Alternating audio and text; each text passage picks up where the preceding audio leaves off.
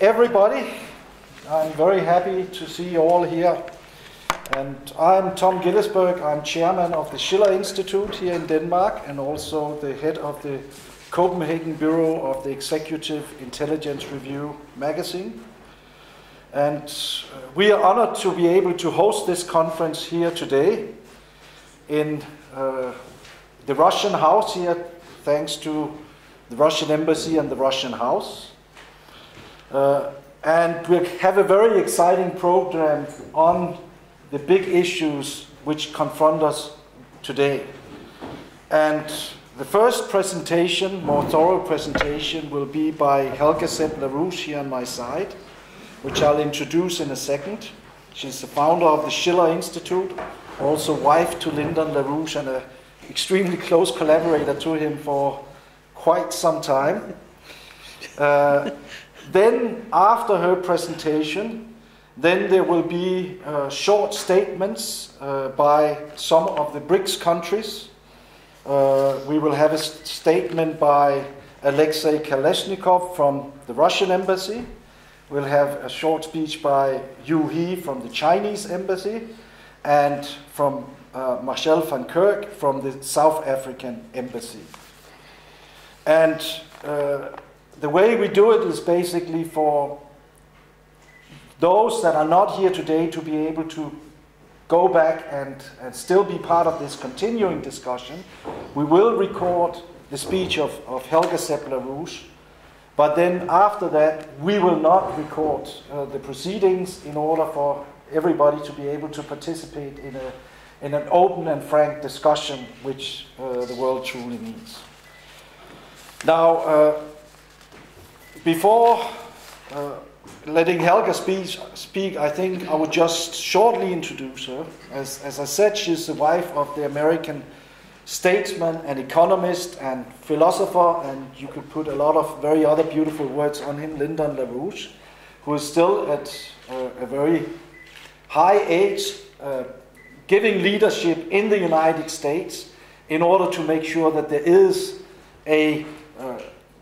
a faction in the United States, there is a grouping in the United States ready to actually collaborating with the rest of the world with the problems we face today. Helga founded the Schiller Institute in 1984. She is also the chairwoman of Bürgerrechtsbewegung Solidarität, a German political party. She was active for a long time, but also, I think, explicitly with the discussion today, very active after the fall of the Berlin Wall in presenting a program at the time for the productive triangle, Paris, Berlin, Vienna, on how there could be a transformation from the former Cold War to a massive collaboration for economic development. That was then extended to a program for the Eurasian land bridge to include all of Asia, most emphatically China. And as part of her fighting for this, she was very active also in China, where she, in the 90s, actually earned the reputation as the Silk Road lady for her very hard work for getting a collaboration with Asia, with China, with Europe, and what's in between for economic development. So you can say that what we see now as a perspective from the big BRICS country of a new just world economic order is what Helga Zepp-LaRouche has actually been working for a full lifetime and trying to make possible. She has also been a very, very outspoken person in order to prevent the threat of World War III, a thermonuclear war right now, and building an inclusive world order instead of having war and confrontation.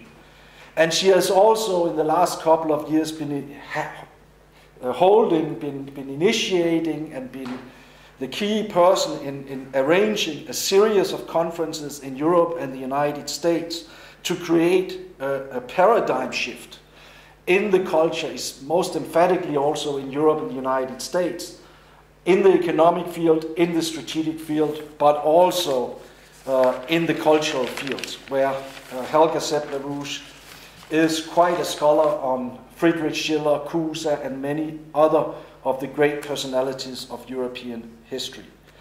And as of late, she has also been the initiator and a fighter in a campaign to get Europe and the United States explicitly to accept the invitation from the BRICS countries to collaborate in creating right now a new just world economic order.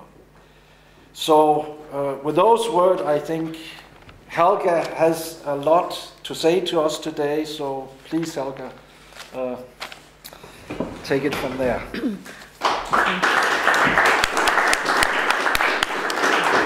Well, thank you for these very kind words, ladies and gentlemen. We have a truly traumatic situation in the world, which I know you all are aware of, and the proposal of a world land bridge, which I'm going to talk about at some length, is not an option. It is a necessity if we want to avoid World War III. I think that the offer by President Xi Jinping for the United States and other major countries to collaborate with the new Silk Road, in my view, is the only way how we can overcome the present danger of world war.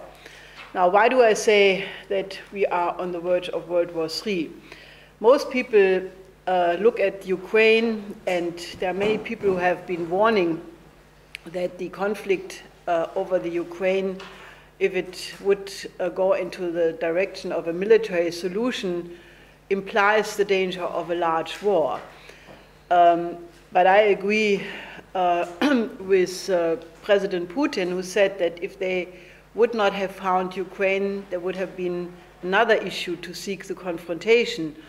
And that has to do with the fact that the real cause for war is not some territorial conflict, as severe as the situation in Ukraine may be, but it is the fact that the transatlantic financial system is about to blow out.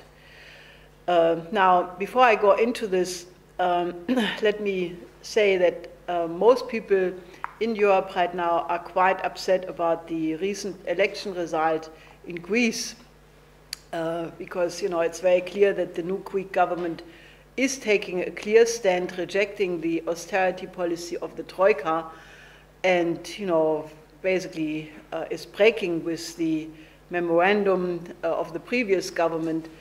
But I think one should look at it a little bit different, because I think that the present policies of the Greek government are actually a hopeful sign that Greece could become the bridge between Europe and the BRICS countries.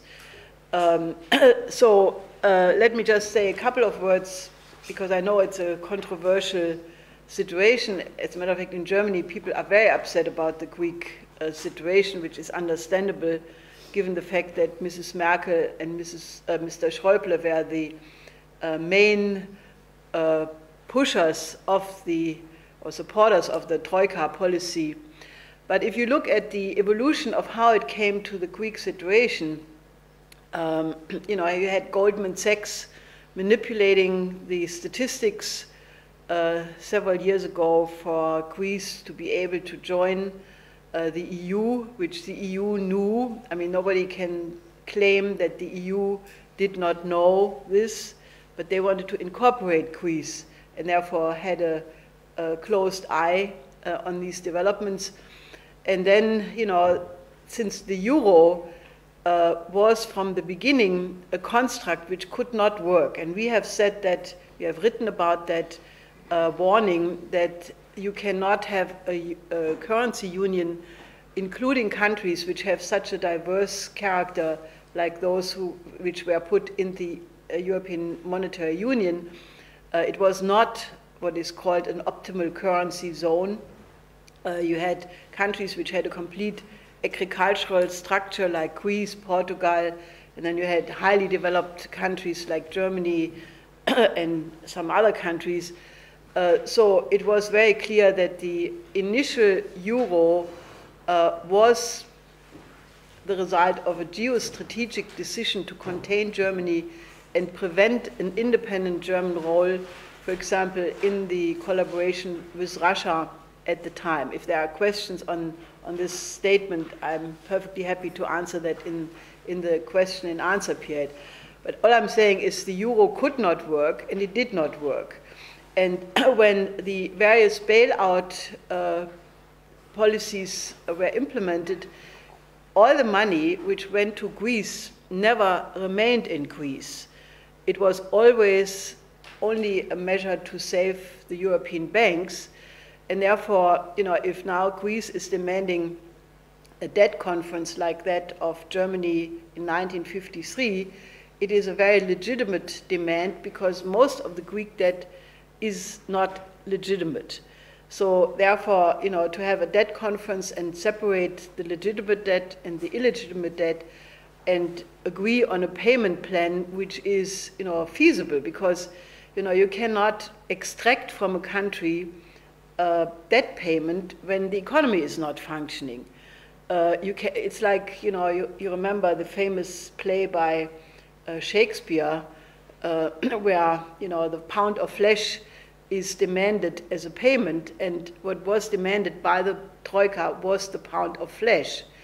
The figures are horrendous. Since the Troika was managing the Greek debt, you had an increase of the debt ratio to the GDP from 120 to 177. So the debt increased enormously since they followed the Troika policy. The real economy collapsed by 1/3. The death rate went up, the birth rate went down, the rate of suicides went up, and the suffering of the Greek people was unbelievable. You may not have read about that in the mainstream media, but we have many contacts in Greece, and the Greek people was really, they were really desperate. They did not see any hope. So with the new government, I think there is some hope, and I can only hope that people in Europe would be reasonable and stop this confrontation policy, which the EU seemed to have started, at least in a starting point. I think that the first statements from Greece are very promising, that they refused the sanctions or to increase the sanctions against Russia.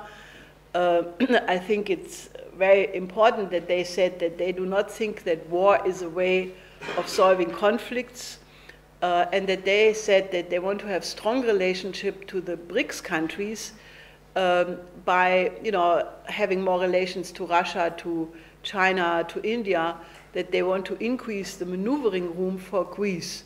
I think that should not be looked at as a threat, but as a hopeful sign, because, as I said, this new Greek government can become a bridge to the Asian BRICS countries.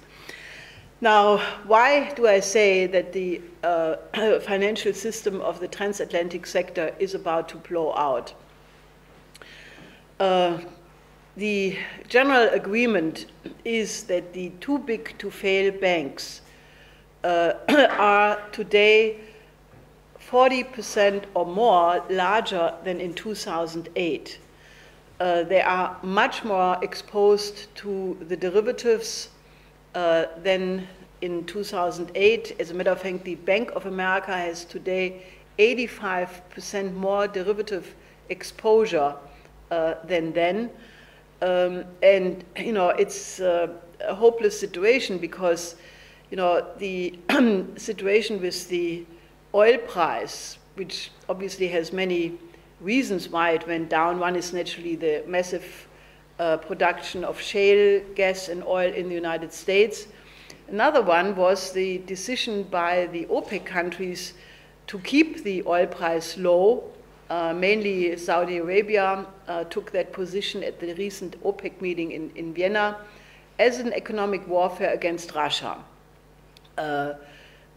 It was aimed to add to the sanctions, to the economic warfare against Russia.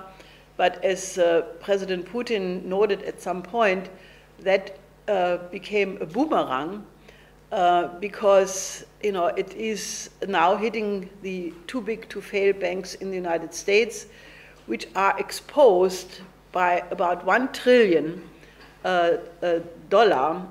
in investments which companies did to invest in the production of oil, shale oil and gas, and they are sitting now on that debt, the repayment of which is dependent on an oil price of $80, $100, $120,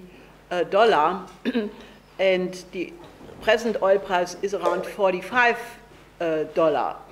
So this has created a situation where you can say it's a parallel to 2007, when the secondary real estate market in the United States collapsed, and many million of house owners were sitting on mortgages which were fixed to a house price which was much higher than the value of the houses then became because of the collapse of the real estate market.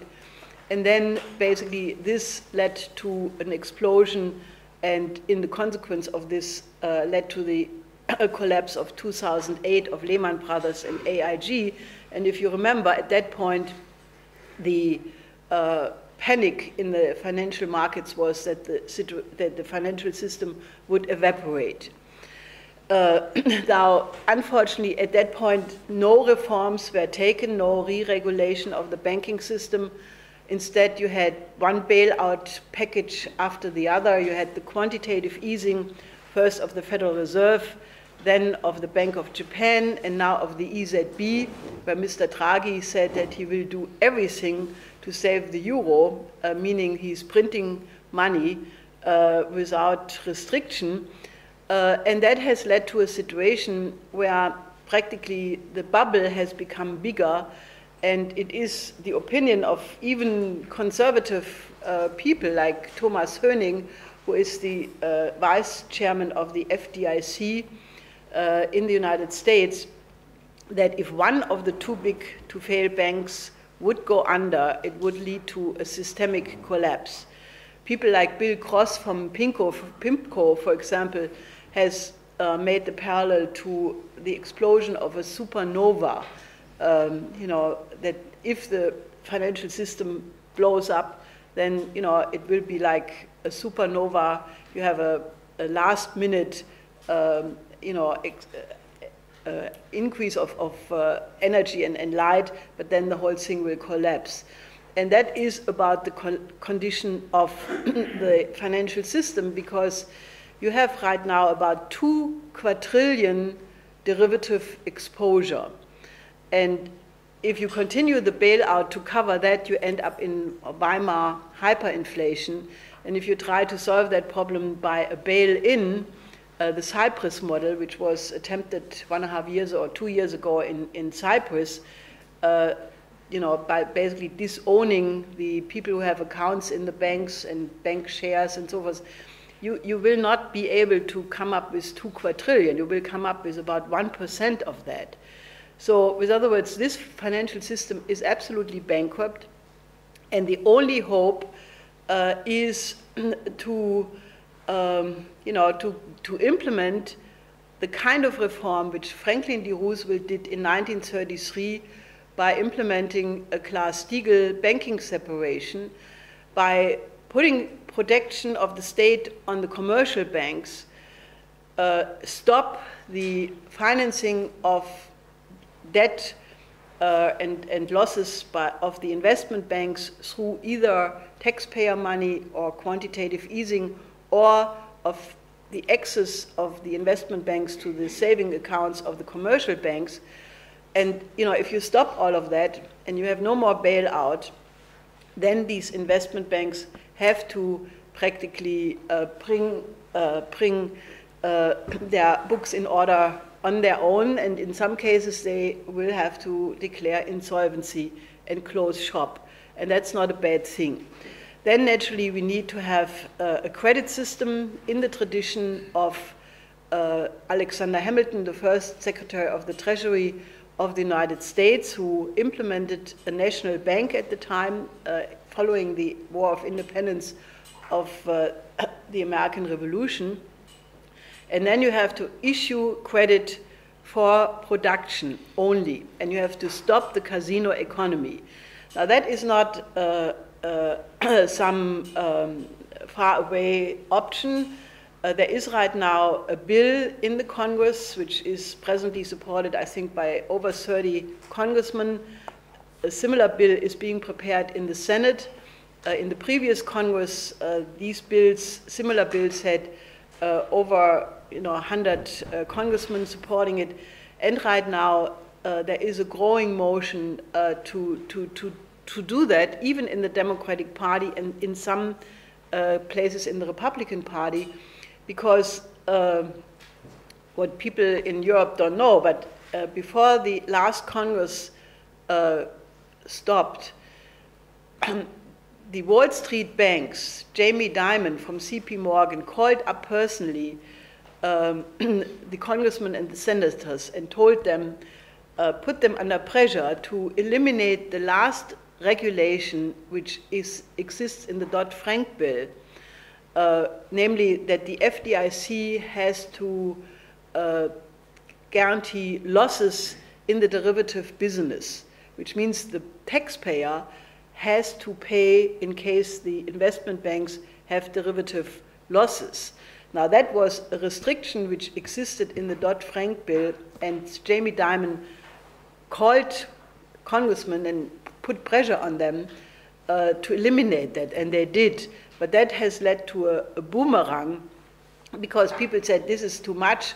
If Wall Street is taking over control over the Congress, then forget it. So Robert Reich, the former Labor Secretary of Bill Clinton, just wrote an article where he demanded that the upcoming presidential election should only allow candidates which are not financed by Wall Street. Now, if that happens or not remains to be seen, but it is a very good demand. But there were many articles in the American press following the midterm election, about the role of dark money in this midterm election. Dark money is that money which private interest can give to the so-called super PACs. And these super PACs then finance advertisements and other things, which is not money directly to the candidates. But if you can have limitless money, surrounding the campaign, it puts the question on the table: is there still democracy? If these private monies can buy elections? So there is a revolt against all of this, because it has reached a point where it becomes really clear that it's either Wall Street or American Constitution and the Congress and the division of powers. So all I'm saying is this is a very hot debated issue in the United States. Now, many people do not see the connection between the pending collapse of the transatlantic financial system and the war danger. But I think it's very important that people understand that, because it's not just the Ukraine issue. It is the fact that when the Soviet Union disintegrated in '91, there would have been the possibility to establish a peace order, because one superpower had disappeared, the enemy, communism, was no longer there, and it would have been quite possible to go in the direction what we proposed at the time. Michelle, can you put the productive triangle? We already had, after the Berlin Wall came down, we had proposed this productive triangle, which was the idea that, given the fact that the Iron Wall, the Berlin Wall, was no longer there, we proposed to connect the area Paris, Berlin, Vienna, which is a triangular of the size of Japan, and where you have the largest concentration of industrial power in the world still. To unite that through the investment in high technology, maglev train, HTR, other avant-garde technologies and use that then as a science driver for a program to develop and integrate West and Eastern Europe. We proposed to use this motor to then have development corridors into Warsaw, into Kiev, into the Balkans.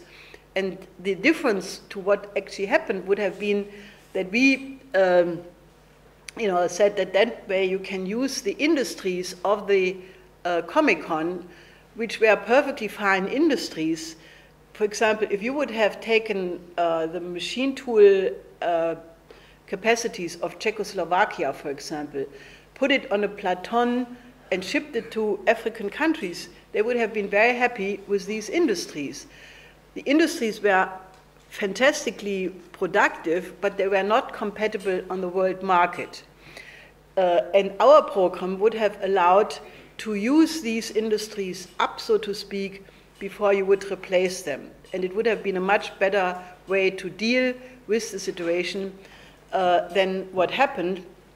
But unfortunately, at that point, you had in the United States the neocons of the Bush senior administration, and they had just decided to go for the project of a new American century, PNAC, which among other features had the idea coming from such people like Richard Pearl, Rumsfeld, Cheney, and Robert Kagan, the husband of Victoria Nuland, who became quite infamous later on,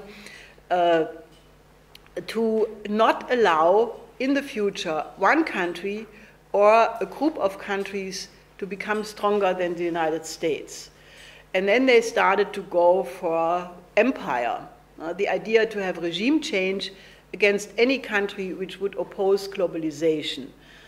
This was begun with the first or the second Gulf War.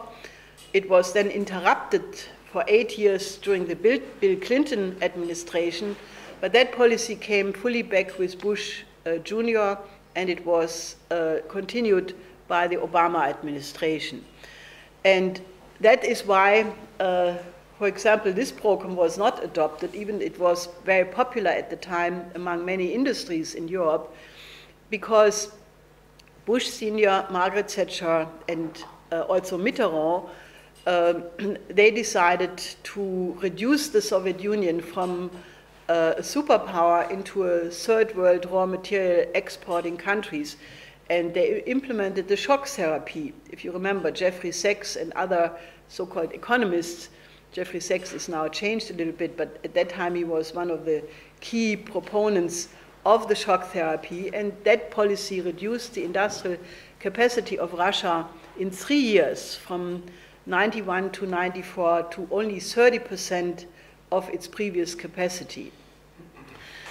In the Yeltsin period, there are basically very many books written about this period by such people as Sergei Glaziev or Professor Menshikov, that this was a period of genocide against Russia. Now, we on the other side, when the Soviet Union collapsed in 91, can we have the Eurasian land bridge? Yes. We, then when the Soviet Union had disintegrated, we extended this original productive triangle into a Eurasian land bridge. We said, let's connect the population and industrial centers of Europe with those of Asia through development corridors. And we found that the best routes were the old Trans-Siberian Railroad, the old Chinese Silk Road, and that Silk Road would then split, one going through Turkey into Europe, another one going into through Iran, India, all the way to Indonesia, and then many branches would go. And we just kept campaigning for this solution. We had probably hundreds of conferences and seminars in these years. Anyway, so that we kept organizing for. Now let me go back to the consequences of this policy of globalization, which succeeded to have regime change against Iraq, against Libya. It was attempted against Syria. It is still, it was done against Yanukovych in Ukraine. You had the color revolutions, in Georgia, in the Orange Revolution in Ukraine in 2004, and actually many other so-called color revolutions. In Thailand, for example, it's being attempted in Mexico right now. Much of the Arab Spring was not so romantic as many people were led to believe, but the role of the NGOs was a big factor, and fortunately in the case of Egypt it completely backfired and did not function. But the instrument of color revolution was an instrument of this kind of geopolitical regime change with financed NGOs. And the color revolution, sanctions, these are all methods of warfare. And I think it's really urgent that be understood. And we are on the verge of World War III, and therefore we should not remain in the area of diplomacy, because we may not be here to discuss much if we don't change that.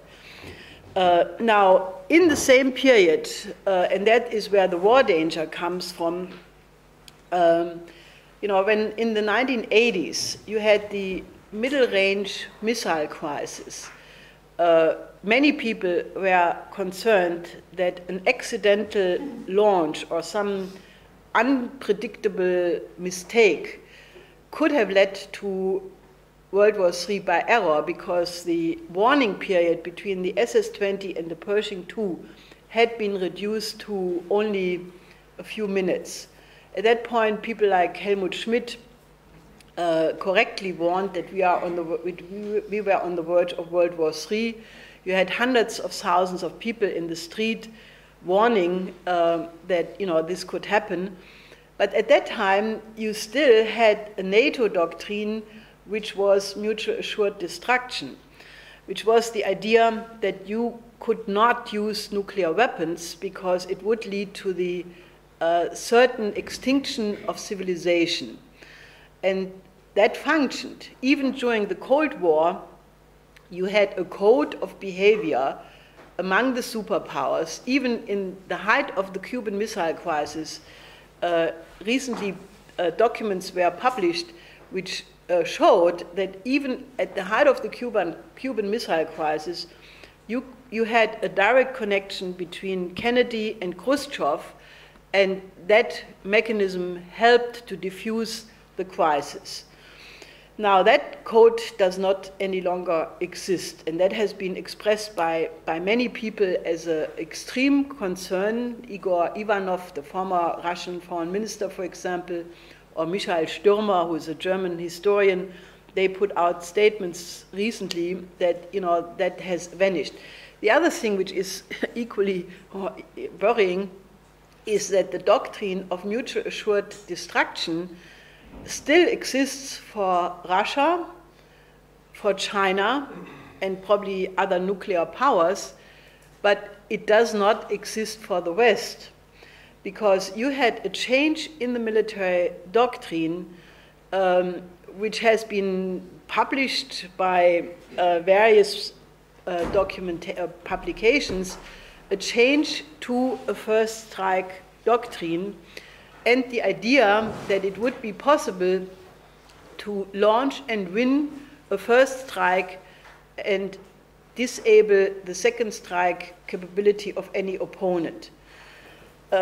Now, that was published, for example, by the Strategic Studies Quarterly, which is an official publication of the US Air Force University, already on the 1st of March 2013, where two authors, Keir Leiber and Daryl Press, professors from Georgetown and Dartmouth University, basically wrote there that the evolution of the military doctrine in the United States has reached a point where, the idea is that through the modernization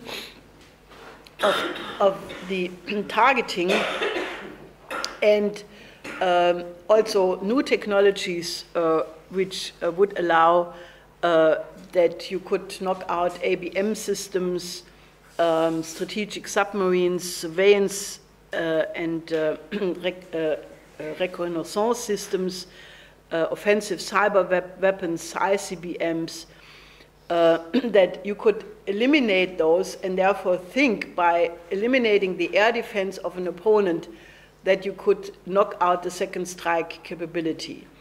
Now, 2 years ago, the ISBORS Club, which is a club of Russian intellectuals advising President Putin, came to a similar conclusion, and they published an 85-page document warning exactly of that, including some recommendations what Russia should do in response to that. Now, in the meantime, various people have warned of a similar situation, including an article recently in the American magazine The Nation in December of last year, where Theodore Postol, who is a historian and military analyst, published exactly a warning that the present NATO and US strategy is based on a first strike conception, and he then elaborates various features of that, but then his conclusion is to say that this is very dangerous and suicidal, because that assumption is based on a fundamental mistake, namely to not recognize the fundamental difference between a conventional war and a nuclear war. That in a conventional war, you are trying to weaken the military capacity of an opponent to the maximum by destroying as much of his military hardware, his infrastructure, his industrial centers, and so forth, that you try to win that war, and then that's it.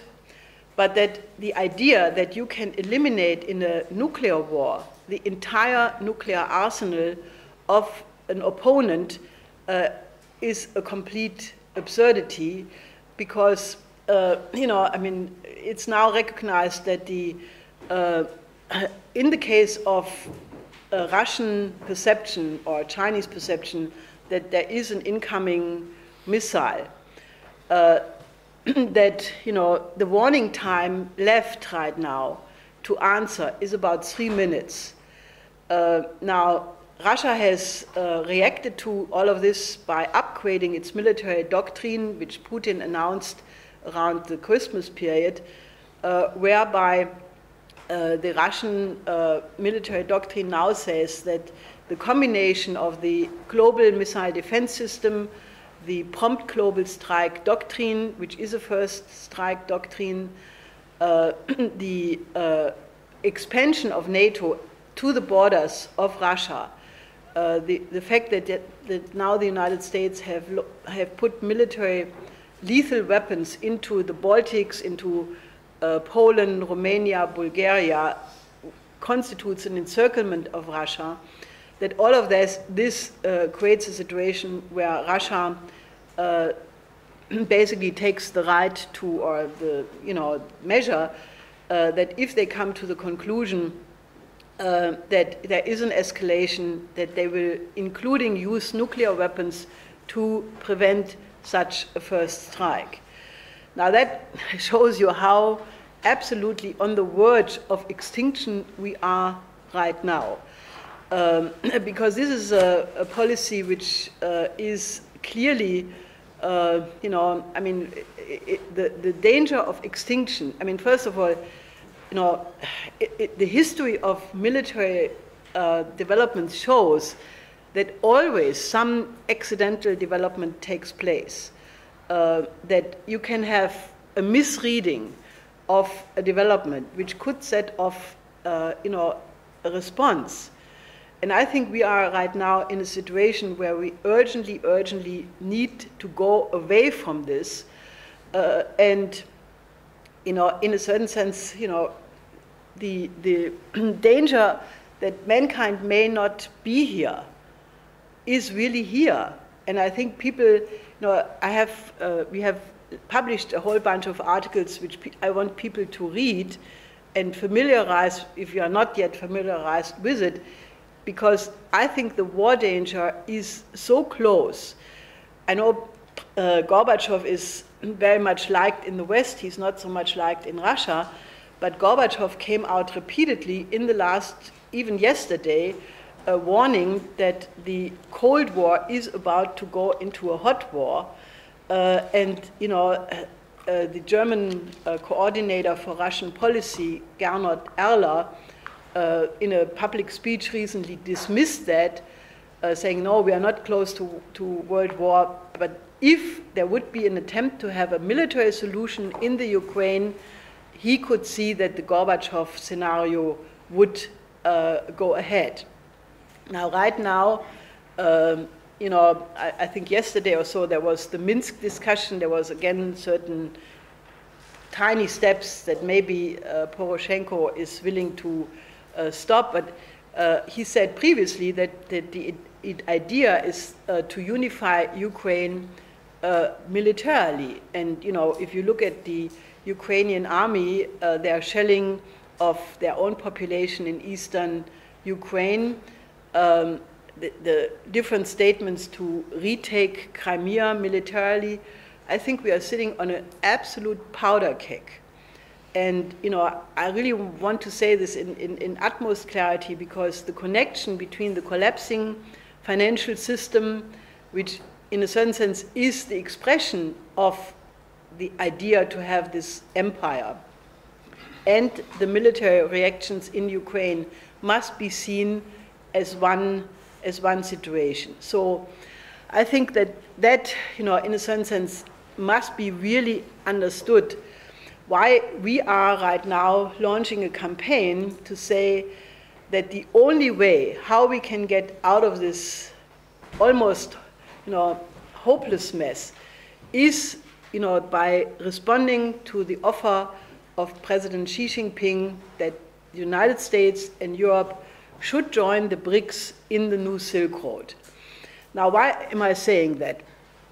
Now, about 1.5 years ago, President Xi Jinping in Kazakhstan announced that China is launching the new Silk Road. When we heard that, we didn't open champagne, but we did the equivalent. We were really happy. We said, look, this is what we have been fighting for 24 years. This is our program of the Eurasian Land Bridge, which we called the New Silk Road at the time. The first step was that President Xi Jinping announced what now is being called the One Road, One Belt, to build the new Silk Road from China through Central Asia all the way to Europe. And then in November of the same year, 2013, Xi Jinping announced the Maritime Silk Road, which is the reference to the many sea travels of Admiral Zheng He in the 15th century, in the Pacific, in the Indian Ocean, and that was added to the new Silk Road. Then the next step was that in May of 2014 was the big summit in Shanghai between President Putin and President Xi Jinping, which led to the strategic partnership of Russia and China, concluding 48 large cooperation agreements, including the 30-year deal for gas delivery from Siberia to China, including building a pipeline which caused a lot of reactions in the West, but they only focused on this gas deal, while the reality was a much more important strategic partnership between the two countries. Now then the next step, which really created a completely new situation, was this summit in Fortaleza in July, 15th of July in Brazil, where the heads of the BRICS countries agreed upon what only can be called a new world economic order, a new world economic system, which then the next day already was increased by a summit between the leaders of the BRICS countries and the countries of Latin America, CELAC, UNASUR, and they also made incredible agreements. Now, if you look at the number of economic agreements between all of these countries since, including several countries from ASEAN, including countries from Africa, you have an enormous amount of economic agreements, and let me just tell you a couple of them, because it is indeed quite breathtaking and not known. All of this is not published in the Western media. If you read the mainstream media, all you find out is President Xi Jinping went to Sri Lanka, and that now India is very upset because China is building a port in Sri Lanka, and Sri Lanka is the backyard of India, and therefore India is angry. This is completely nonsense, because this is part of the maritime Silk Road. And India and President Modi is quite happy about Xi Jinping having extended economic relationship with Sri Lanka. So what these countries in the meantime concluded was China, Latin America, Caribbean Forum, and all of these treaties, by the way, are built on the foreign policy principles elaborated by Xi Jinping, that the worry that China is now taking over the world is really not the case, because they are really on a completely different axiomatic basis. They are following the principle of mutual respect for the total sovereignty of the other countries. They do not want hegemony. They do not want interference into the internal affairs of the other country. They want to work together to the mutual benefit. It's a policy of win-win, where each country is developing the interest of the other. And so therefore, it's a completely different conception than what you read in the Western media. Now, they have created in the meantime a special infrastructure fund for the China, Latin America, Caribbean Forum. They have created a BRICS energy association, which includes a reserve bank for nuclear materials and an institute for energy policy. They are building a second Panama Canal in Nicaragua.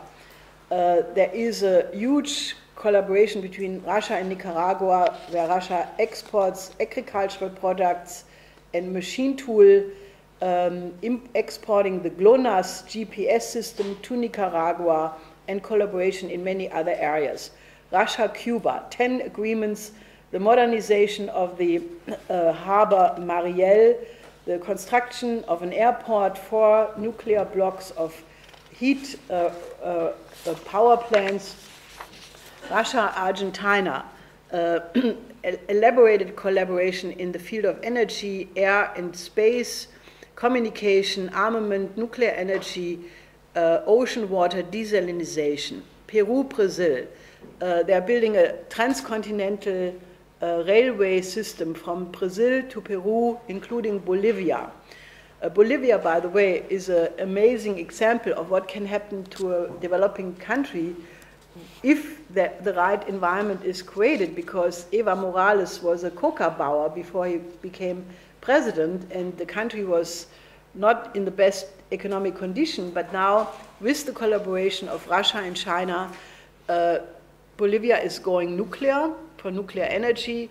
They are importing or collaborating with China on satellites to, basically make Bolivia one of the space participating countries, which is very exciting. Then Brazil and Russia have a strategic partnership, 7 large bilateral treaties, air and ground defense systems. They're working together with the joint air defense system Pantsir S1, satellite navigation system. They are working together in the nuclear area. Brazil-China, elaborated collaboration concerning infrastructure, science exchange, military cooperation. They have a strategic partnership, including infrastructure collaboration, space. Brazil is selling airplanes to China. They're working together on Earth reconnaissance satellite programs. Already 4 such satellites are in space, where China developed the rockets and Brazil the Sonden, the probes, the orbiters. So then Argentina, China have large cooperation and a large range strategic alliance. Venezuela, China. India, China, they have 10 large agreements. Nuclear energy, especially the collaboration concerning the thorium cycle of nuclear energy, the high temperature reactor. Russia and China are planning to build together swimming nuclear plants for energy supply to large industrial enterprises like oil drilling in the ocean and similar things. I could elaborate this. I mean, it is enormous. You have a complete change in the economic collaboration, and naturally the question is always who should finance that. And they have created a completely new credit system which is parallel to the system of the IMF and Wall Street. China already started to operate the Asian Infrastructure Investment Bank last October with the participation of 21 Asian countries. The AIIB has a starting capital of $100 billion equivalent. Then at the Fortaleza summit, the BRICS countries decided to have a new development bank which has a starting capital of also 100 billion. They created the contingency reserve arrangement, which is a kind of currency pool which will defend every participating country against currency speculation, because these countries drew the lesson out of the Asia crisis of '97. Because the only reason why the Eurasian land bridge did not come into being before, I should have mentioned that we proposed in '94 to all the Asian participating countries that they should conduct a conference on the issue of the Eurasian land bridge. And then the Chinese government did that, and in '96 there was a big conference in Beijing with the title The Eurasian Land Bridge and the Participating Region Along the Eurasian Land Bridge. I was an invited speaker there, and the Chinese government at that point said they would put the Eurasian land bridge as the strategic long-term perspective for China until the year 2010. Now, that started, for example, a part of the railroad between China and Iran was concluded a few weeks later to Mashhad. But then came the Asia crisis, and you remember that that was a period where the speculators like George Soros speculated against the Asian currencies. In the case of Malaysia, they, as President Mahathir at the time said, George Soros speculated the value or the wealth which the Malaysian people had created in 40 years in 1 week. He gambled it away. And he called George Soros a criminal at the time.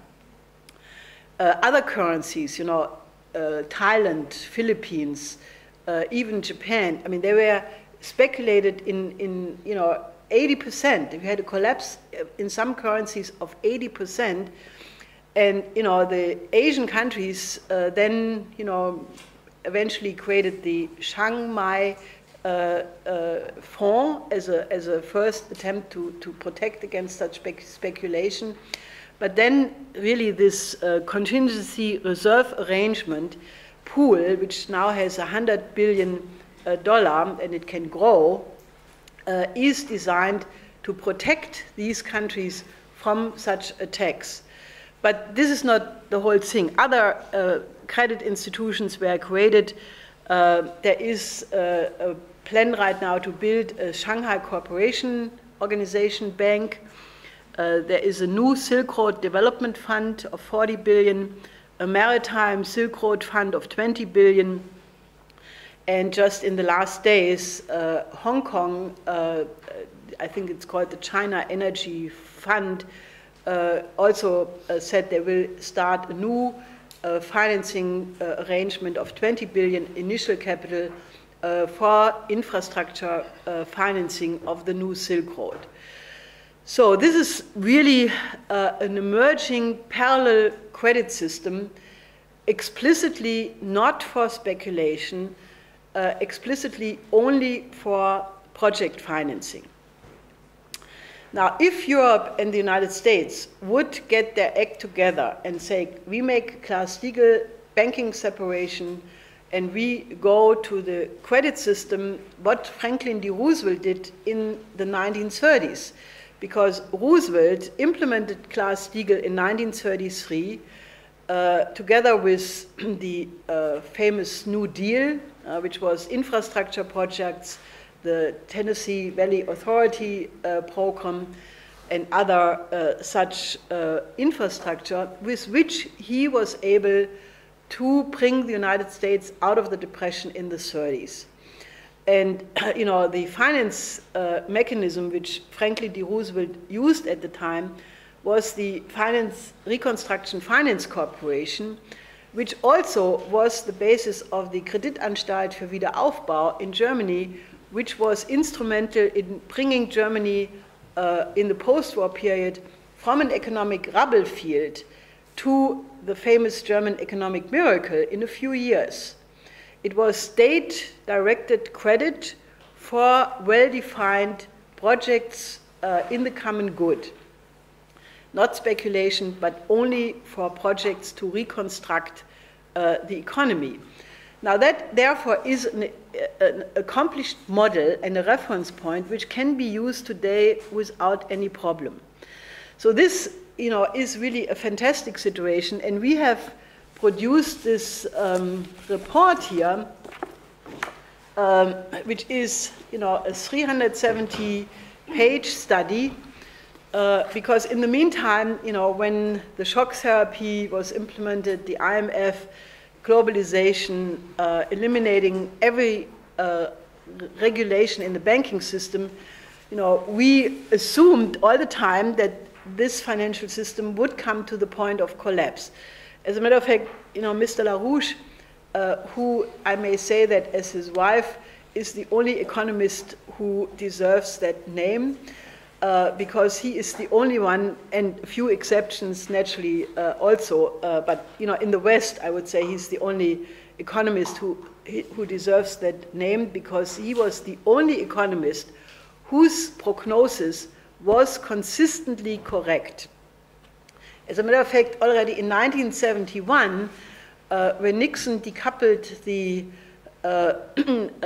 dollar from the gold and eliminated fixed exchange rates, he said that if the West remains on that course, it will come to a new depression and the danger of a new fascism.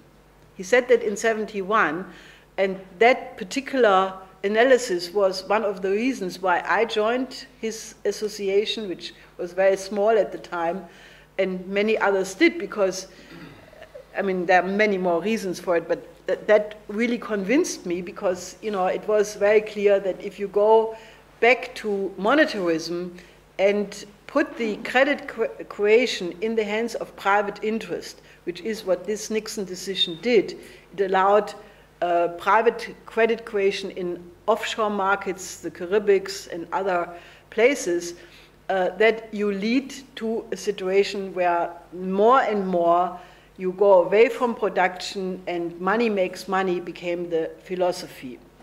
And Mr. LaRouche, by the way, has, you know, at each step when the financial system went in the wrong direction, he put his finger on it and said, if you continue in this way, it will have the following results. He gave, for example, a very famous video conference on the 25th of July in 2007. That was 1 week before the secondary mortgage crisis in the United States started. And he said that the financial system is finished, that all you will see now is how the different aspects will come to the surface. And then 1 week later it happened. And Mr. LaRouche, by the way, already a week later proposed the HB Banking Act, the House Owners and Banking Protection Act, which, if it would have been implemented, would have stopped the collapse, which then subsequently happened. And you know, therefore, if people now look for solutions out of this crisis, they should not go to the economists who have been consistently wrong. They should go to the one economist and his co-thinkers in other countries who have been correct in their analysis of the crisis. Now, therefore, you know, what we have proposed here is really a blueprint for how the world can get out of this crisis.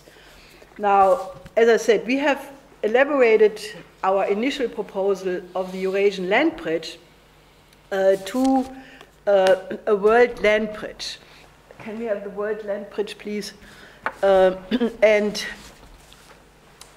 Yes, here you can see that this is actually a plan or a program how to unify all the 5 continents of the world through infrastructure, corridors, tunnels, bridges, so that when this program will be implemented in maybe 10 years or 20 years, you can travel with a maglev train from the southern tip of Chile through the Bering Strait, up the Americas, through the Bering Strait, basically to Mumbai, or into Indonesia, or all the way to the Cape of Good Hope in South Africa.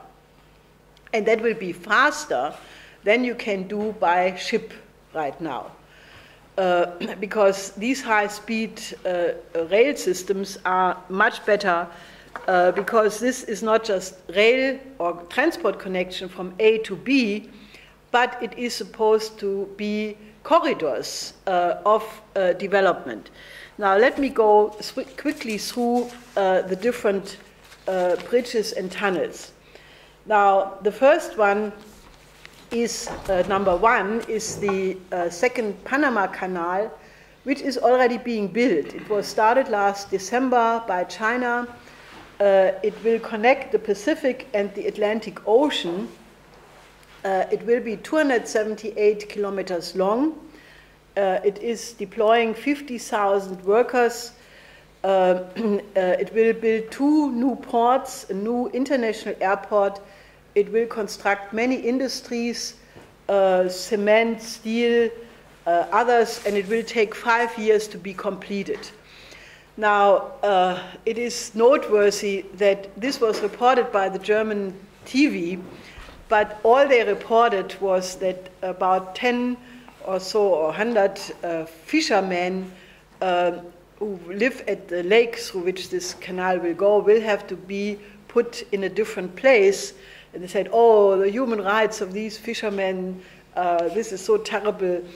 Naturally, given the fact that the German media are completely green, or almost entirely green, they missed to report that this will completely change the living standard in Nicaragua, that it will improve the longevity, it will transform Nicaragua from a poor country into a well-doing country, but that will not stop this program.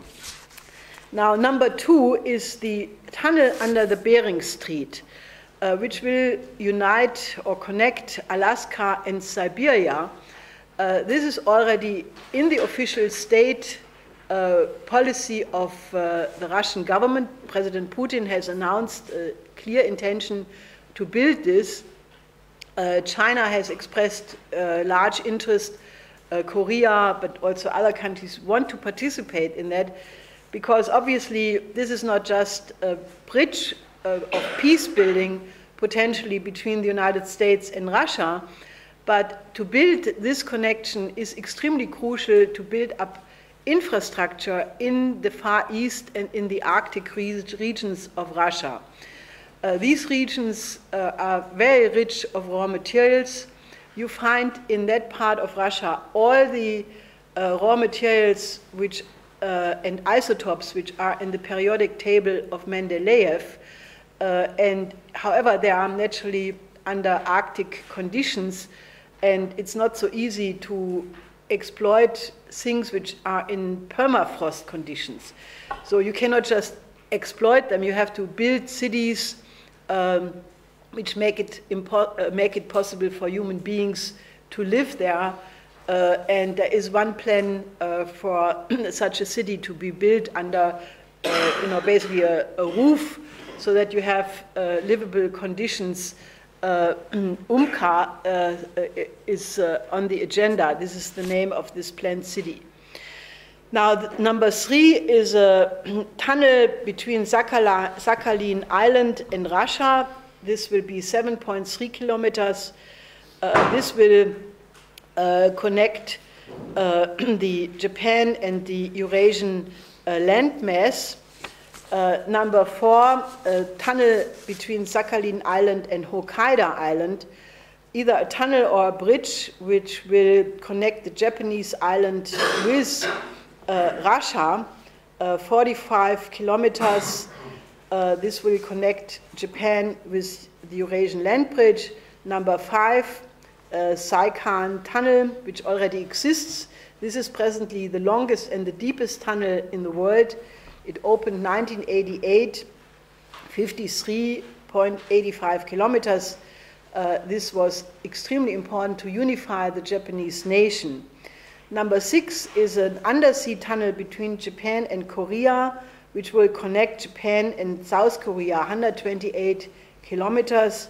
Number 7 is a tunnel under the Bohai Strait, which will be 100 kilometers long and have a high-speed railway, which will connect the 2 Chinese cities of Dalian and Chantai. Number 8, the Strait of Malacca, which will connect Malaysia and Indonesia, which is already in existence, financed by the Chinese Exim Bank. Number 10, the Kra Canal, will overcome the bottleneck of the Strait of Malacca. This is very important because Southeast Asia will have the largest trade volume, because you have the largest population concentration in that part of the world. And the Malacca Strait right now is completely overused. You have the danger of accidents, you have pirates, you have all kinds of problems. So therefore the Kra Canal is extremely important to create a second trade route. And Japan, South Korea, Malaysia, Thailand, there is a big interest to build exactly that, that connection. Presently, the doubling of the Suez Canal is already underway in Egypt, which started last August, and it's already half completed. Now, this is fantastic because under the presidency of President al-Sisi, he has completely changed the atmosphere in Egypt by saying that he will create jobs for all the young people of Egypt. The doubling of this canal will reduce the travel time from 11 to 3 hours. It is basically creating now 2 directions so that ships can go both ways simultaneously. And it will be connected to a whole bunch of agro-industrial projects, desalinization, greening the desert, and just will completely change the situation in Egypt. Now, number 13, I leave out a couple of them so that you still have a reason to read this report. The number 3 is the connection between Italy and Tunisia. Now, one will be the Strait of the bridge over the Messina Strait, which will connect the Italian mainland with Sicily. And then from Sicily to Tunisia will be a 5-track tunnel, 2 for passengers and cargo in both directions, and 1 for services. So then the number 14 is a tunnel through the Strait of Gibraltar. Now this is already a feasibility study done. There is a Swiss firm which did a feasibility study which was presented to the EU Commission on behalf of the Morocco and the Spanish government in 2009, saying that this is absolutely feasible to build a tunnel, which is a big challenge because, it's 300-meter deep, it's relatively narrow, 40 kilometers, and the current is very strong. So it is, an engineer challenge, but this Swiss firm said that they have the ability to do that. Naturally, the EU did not do it because they have the Troika austerity policy, but now with these new possibilities, this can be done, and it will be another bridge from Europe into Africa. Now, if you now look at the letters, you see A is the Peru-Brazil Transcontinental Railway. B is the overcoming of the Darien Gap, which will connect an inter-American railway all the way from Alaska to Tierra del Fuego, which is in Argentina. And it will simply bridge about 100 kilometers, which is lacking right now, going through swamp area, and then you can go by train all the way from North to South America. F, the letter F, is the actual Silk Road economic belt, which goes through from China to Central Asia to Europe. And that is already growing into Europe because Prime Minister Li Keqiang was a year ago in Bucharest, where he met with 16 East European heads of state, and they basically agreed that China would help to build fast train systems into Eastern and Central Europe. And more recently, there was a similar summit in Belgrade, in Serbia, where other Balkan countries agreed with Li Keqiang to build this kind of infrastructure into the Balkans. The letter H is the cross-African rail lines from Dakar to Djibouti and from the Cape of Good Hope to Cairo. And when Prime Minister Li Keqiang was in Africa last year, he offered that China would help to connect all African capitals through a high-speed rail system, which obviously is urgently needed. Now, let me say a couple of things about China. Now, China, as you know, has made the most incredible economic development of any country in, actually everywhere, because I happen to have been in China in 1971 for the first time. I was there with a ship, and I could travel for quite some time, Shanghai, Tianjin, Tsingtao, and Beijing. And I can assure you, China during the Cultural Revolution was an absolute devastated place. The Red Guards were raising havoc. They painted all the cultural buildings with red color, the Summer Palace in Beijing. They put the few experienced labor power engineers, pilots to re-education in the countryside. I mean, China was in a terrible condition. So when the Gang of Four basically was ousted and Deng Xiaoping started the economic reforms, what he did is he sent delegations of economists to Japan, to the United States, to France, to Germany, and they reported all back, what do these countries do differently than, you know, what the Cultural Revolution was doing. And they came back, and remember that in 1976, you know, these European countries were still not as monetarist as now. You still had economic growth. They were relatively functioning well. So what Deng Xiaoping started to do is he started to implement a couple of these reforms, which happened to have also been in cohesion with earlier policies of Sun Yat-sen. And that reform of Deng Xiaoping started an unbelievable economic boom in China, where in the beginning they made some mistakes. You know, when China was agreeing to be a cheap labor producer for export markets in the United States and in Europe, they made some mistakes.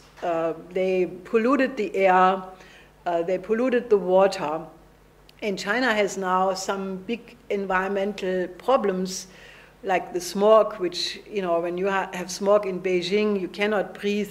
It's a hazard to the health. But the Chinese government is now working very hard to remedy these things.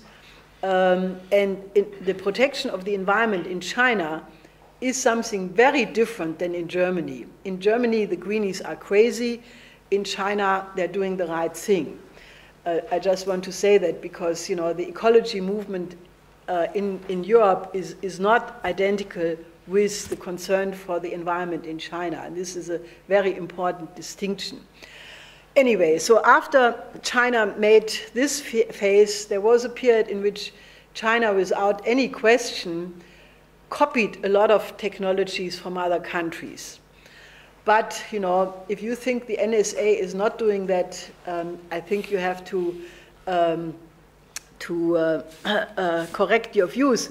Because if you look at, for example, the recent Snowden revelations, which were published in Spiegel magazine, the NSA is not only trying to have a complete surveillance of all your communications, but as these documents say, the NSA has in the meantime developed their cyber warfare capability that they can destroy all the hardware of both industry, military, and not only that, they can also overtake the counter-espionage capabilities of their opponent, of Russia, of China, and basically when China is eavesdropping on somebody, the NSA is listening also.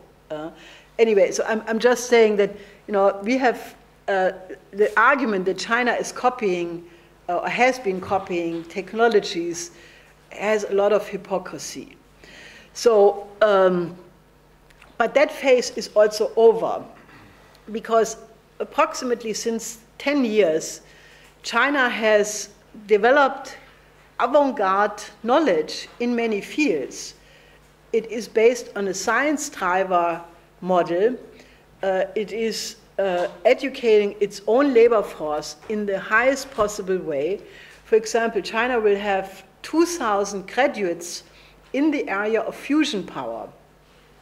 Any student from Africa or Asia who wants to study fusion economy and fusion technology goes to study in China. They do not go to Germany, because Germany has made the exit from nuclear energy and therefore you cannot have much study about these things anymore in Germany.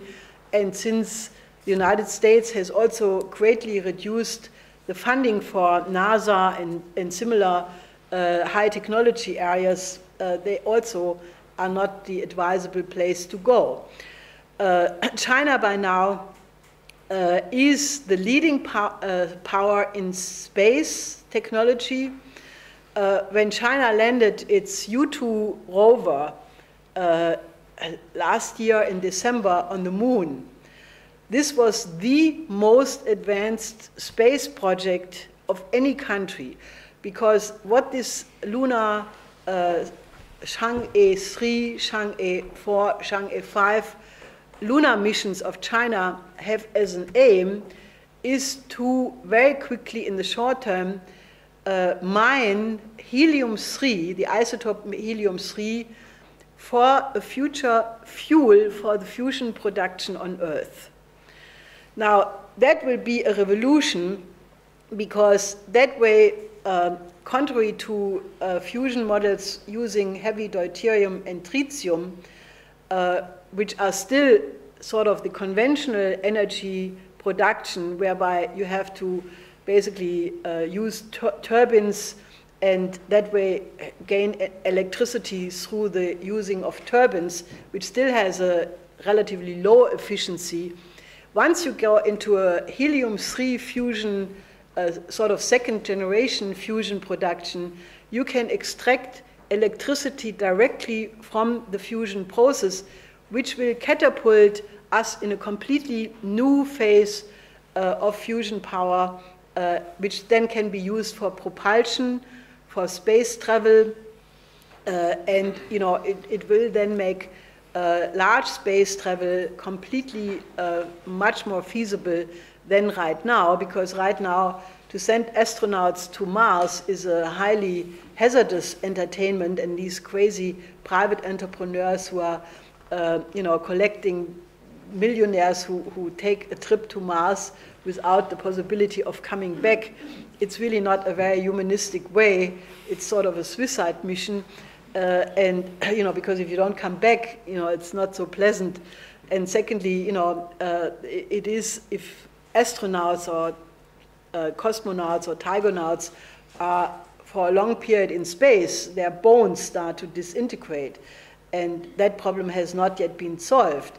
So if you want to have long space travel, you need fusion propulsion, because then you can speed up the space travel to the maximum point and then reduce it, and that way you reduce the travel to Mars to a much shorter period, not a couple of months, but maybe a week.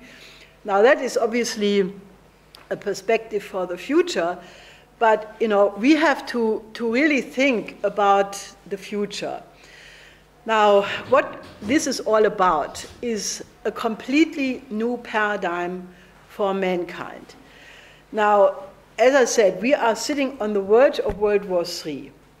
And if we do not, as a civilization, make the step beyond geostrategic defense of the interest of one group of nations against another group of nations, we will probably not exist. I think that the geostrategic thinking as such is a relic from a period of oligarchism, of empire, of a wrong understanding of what the human race is all about. We have to move to a new paradigm of what is the identity of humanity. And the best way to give you an image of what that means is, you all have seen press conferences of astronauts, cosmonauts, tigonauts, who report when you sit on the ISS, the International Space Station, or in a spaceship, and you look from space to our planet, you see a small blue planet, and you don't see borders. And you have the perspective that our planet is not so big. It's just a tiny planet in the solar system. Our solar system is just a tiny element of the galaxy. and there are billions of galaxies. Now, we should think how to protect that planet.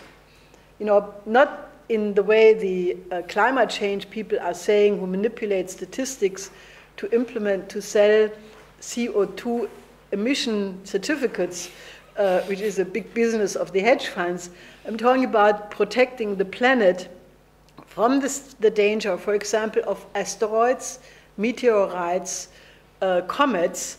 And just a couple of days ago, another of these meteorites was coming by our planet at a very close distance. And, you know, presently we do not have, at least not to my knowledge, we do not have the technologies to deflect such an object. And if it would hit the planet Earth, we could suffer the same fate like the dinosaurs did 65 million years ago, and it led to the extinction of the dinosaurs and 96 of other species living at that time. So what I'm saying is that what we have to change in our thinking, we have to stop thinking, even as a nation. I mean, we are protecting the national sovereignty simply because, you know, it is important for the identity of people, their language, their culture, their poetry, their identity. It is important to protect national sovereignty.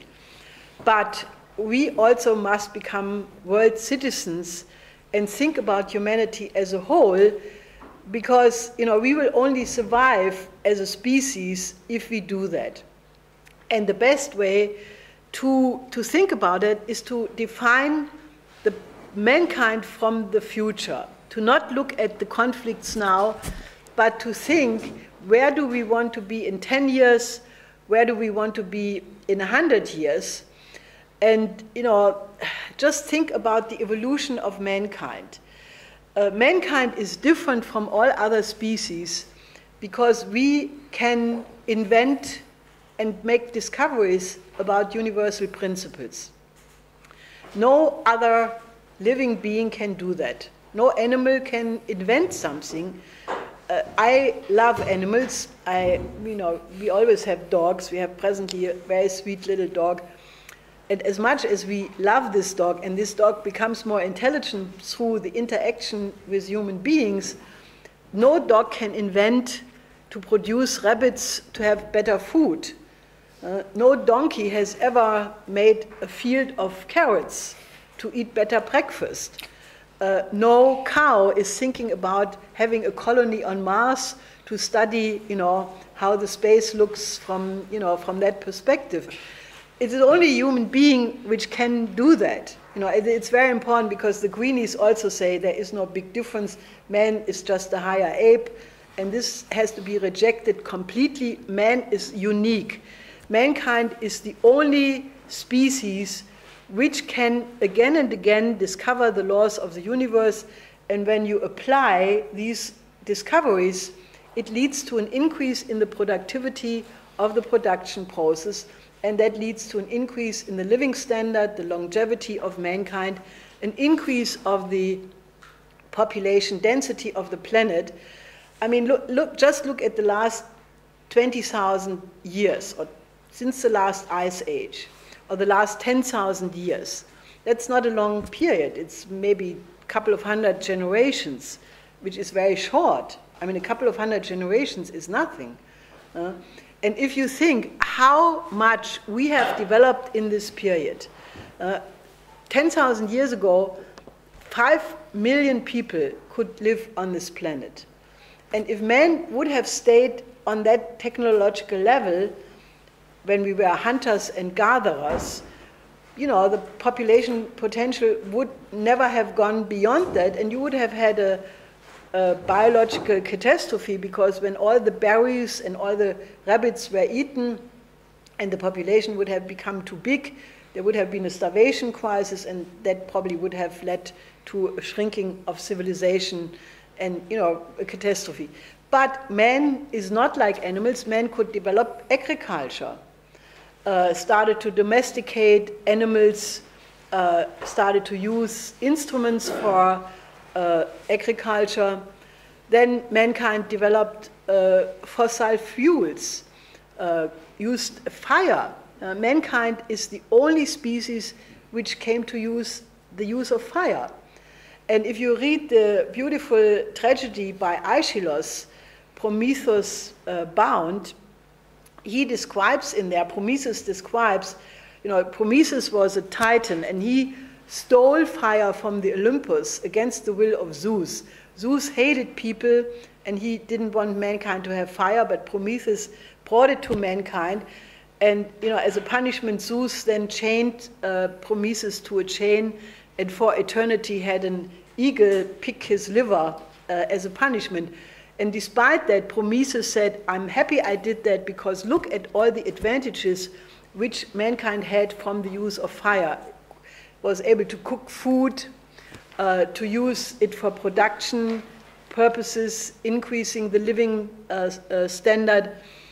And you can say that actually the use of fire was elaborated by man through successive higher uses of fire, so to speak. Coal as a fuel, coke, then fossil fuels, natural gas, oil. Then we developed nuclear energy, fission power. We are now moving into the fourth generation of fission power, high temperature reactors, thorium cycle.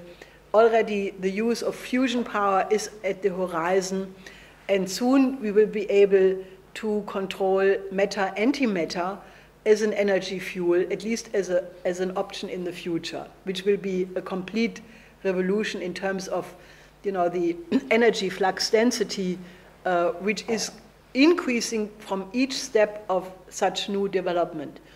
And Mr. LaRouche, his economic theory, which is really embodied in this report, it is not just some other model. It is a fundamentally different conception, moving away from monetarism and recognizing the unique importance of the creative power of human beings as the only source of wealth. It is not the possession of raw materials or the Margaret Thatcher monetarist conception of buying cheap, selling expensive as being the source of wealth. It is only the creative power of human beings which is the source of wealth. And that must be expressed in that there is a correlation between the increasing of energy flux density in the production process from these different levels I just described, correlated to the respective population density, or the term used by Mr. LaRouche, the potential relative population density, which goes along with that energy flux density. So when we reach the area of fusion power, which will give us limitless raw material security, because through the fusion torch technology you can transform any waste into new raw materials, and energy security, because you can use first heavy deuterium and tritium, which is practically limitless in the oceans, and with helium-3 being mined on the moon, you can guarantee energy security for about 10,000 years or more, which really solves a lot of the conflict areas why countries should have war over water, over energy, over other so-called scarce resources, and we will reach a completely different era of mankind. Now, why do we not then concentrate on the common aims of mankind, have a crash program to develop fusion power, have joint space cooperation to protect the planet from dangers which are threatening mankind as a whole, and really move into a completely new era, which I think will be the only one worthy of the dignity of man. We are not animals. We don't have to fight, like over our food or over our resources. I mean, we have to have a vision of where mankind can be when we become adult. You know, the present behavior, fighting over resources, is like the little boys, you know, who kick you at the knee because they are 2 years and they are nasty and they are not yet educated properly. And that is just an infantile behavior. My image of man is a completely different one. You all know the letter exchanges between Einstein and, for example, you know, his contemporaries, or Schiller and Humboldt, or Alexander von Humboldt and you know, his friends, and Schiller and Körner, and you know, all of these people, or take other cultures, you know, take Tagore, or take you know, Vernadsky, or take, you know, any such people. When they exchange letters with their friends and colleagues, they're discussing ideas. They're discussing principles in science, in art. And I think that we can reach a humanity like Nikolaus of Kuzansky. He had the idea that the only reason why human beings from different nations and different cultures can collaborate and communicate is because they all have scientists who talk about universal principles in science which are the same. It doesn't matter if they are in China or in Germany. Leibniz, for example, he was excited that the Emperor Kangxi of his time would come to the same mathematical conclusions like Leibniz in Germany. And he said, well, that means that there must be a universal order, because if such universal principles exist about which we can communicate, you know, there is one creation which follows laws which apply everywhere.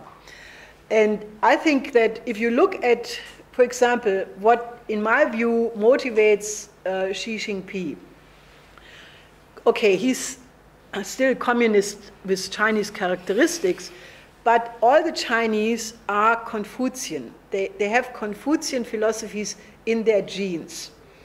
I'm saying it like that because, you know, Confucius is the state philosophy in China since about 2,500 years. And if you look at the philosophy of Confucius, which has the idea that a cosmic order must be made efficient also in the area of politics and economics.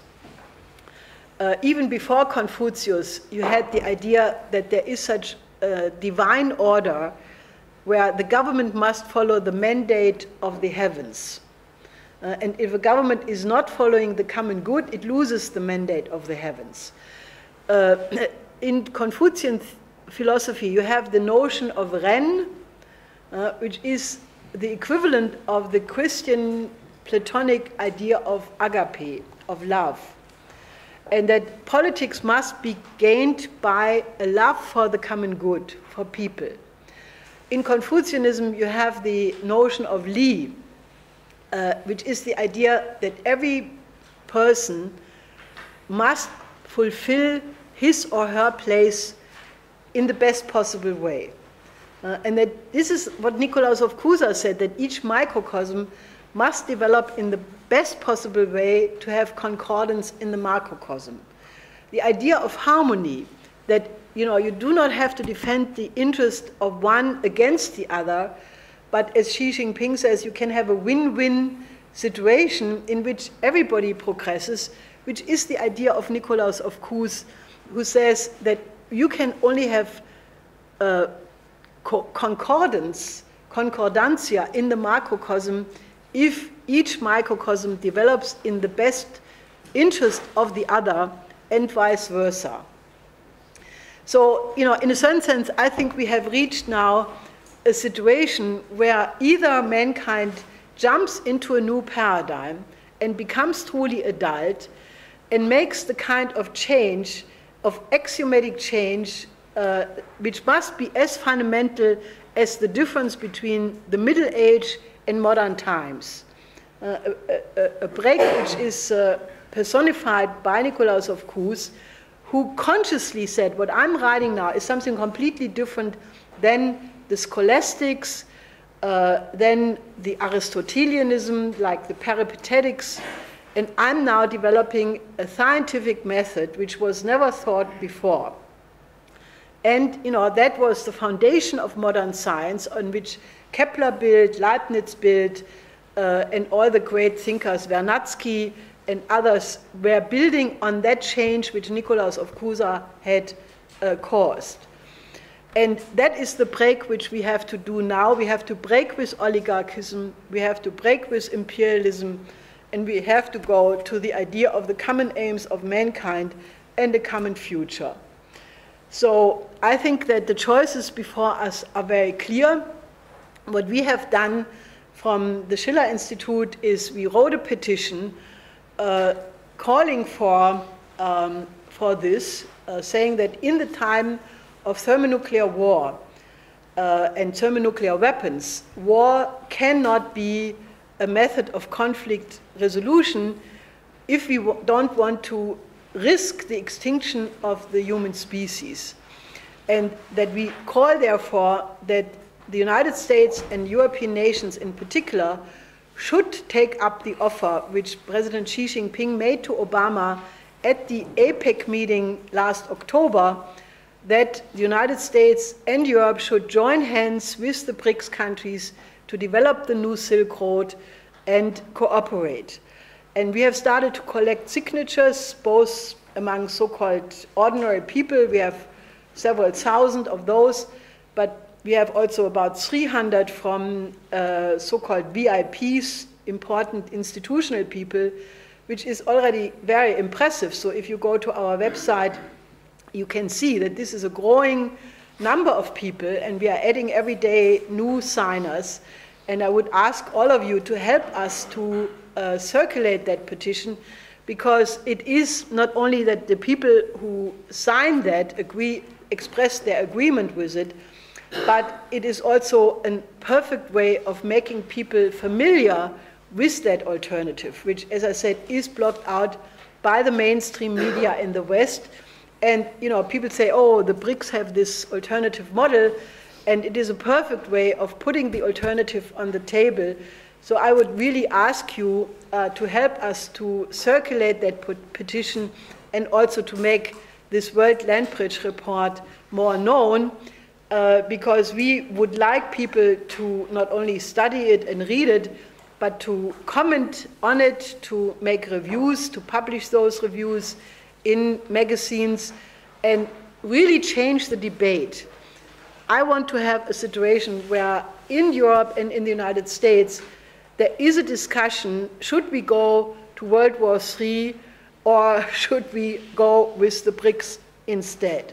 And that must become a public debate, and I'm absolutely convinced that if the people of Europe and the United States would know, at least in large part, that such an option exists, they would go for the second, go with the BRICS.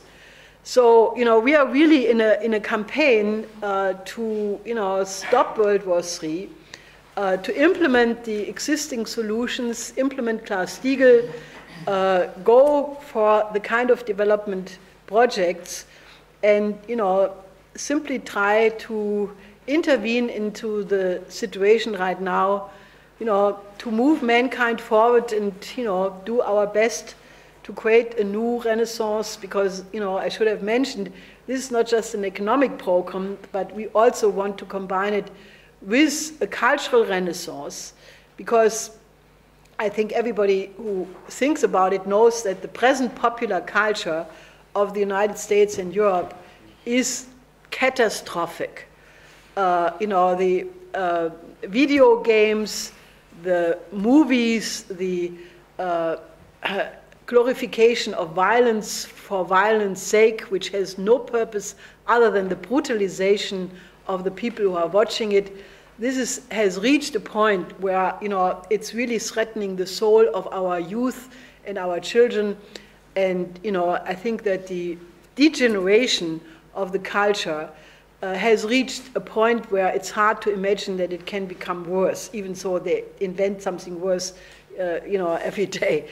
But we need a cultural renaissance of classical music. We are really blessed to have a beautiful classical music in Europe, There is beautiful classical culture in China, in Russia, in India, and in other nations. And I think that what we need is to go to the high points of culture in every nation, revive that, and then communicate in a dialogue among civilization from the highest point to the highest point of the other. And then there will be absolutely no conflict, because while these cultures are different, they also have common features which make clear we are one mankind. So let's just join hands and try to do that.